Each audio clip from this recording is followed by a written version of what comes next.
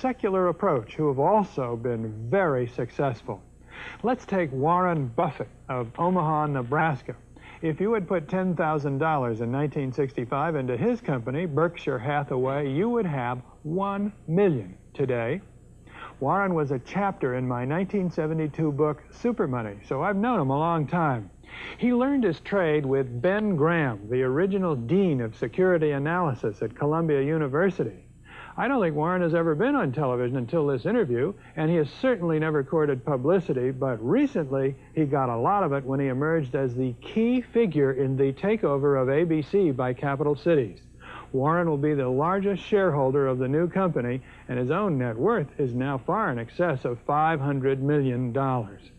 But when I spoke with him last fall in his office in Omaha, he very characteristically made his investment style seem so perfectly simple. The first rule in investment is don't lose. And the second rule in investment is don't forget the first rule, and that's all the rules there are. I mean, if you buy things for far below what they're worth and you buy a group of them, you basically don't lose money. Warren, what do you consider the most important quality for an investment manager?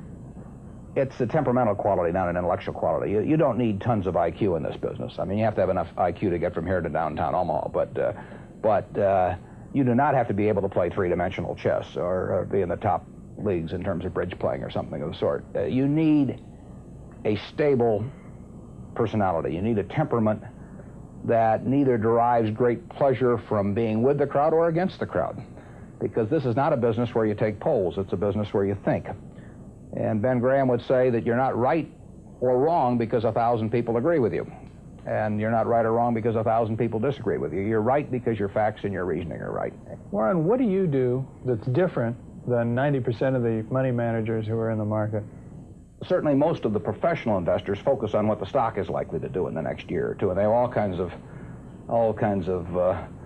arcane methods of approaching that, but they do not really think of themselves as owning a piece of a business. The real test of whether you're investing from a value standpoint or not is whether you care whether the stock market is open tomorrow. If you're making a good investment in a security, it shouldn't bother you if they close down the stock market for 5 years. All the ticker tells me is the price. Yeah. And I can look at the price occasionally to see whether the price is outlandishly cheap or outlandishly high, but prices don't tell me anything about a business. Business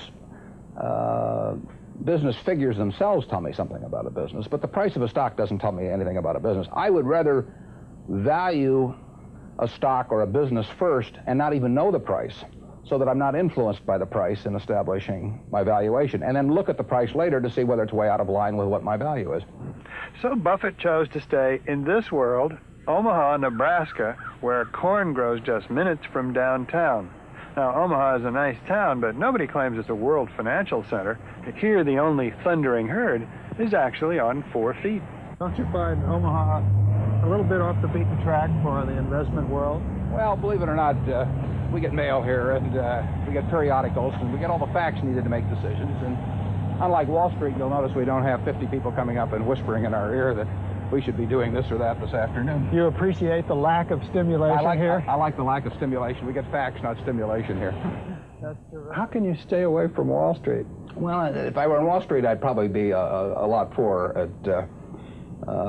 You get overstimulated in Wall Street, and you hear lots of things, and you may shorten your focus, and a short focus is not conducive to long profits.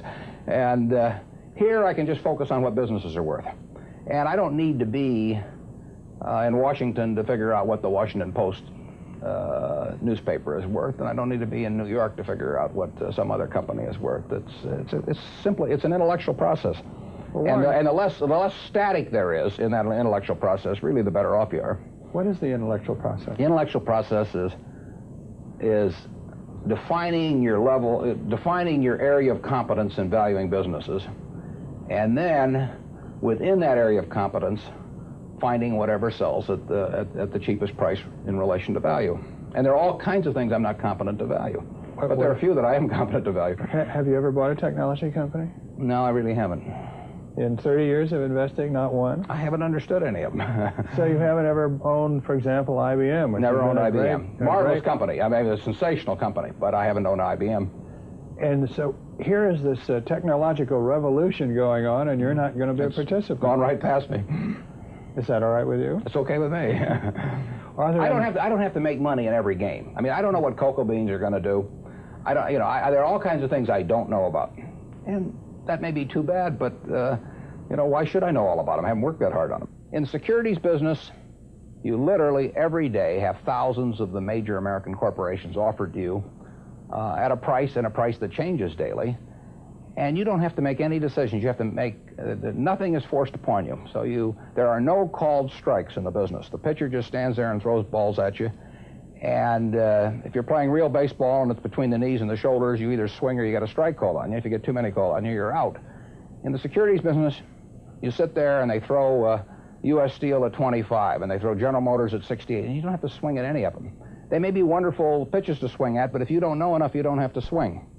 And you can sit there and watch thousands of pitches, and finally you get one right there where you want it, something that you understand, and then you swing. And so you might not swing for 6 months. You might not swing for 2 years. Isn't that boring? It would bore most people, and certainly boredom is a problem with most professional money managers. If they try to sit out an inning or two, not only do they get somewhat antsy, but their clients start yelling, "Swing, you bum!" from the stands, and that's very tough for people to do.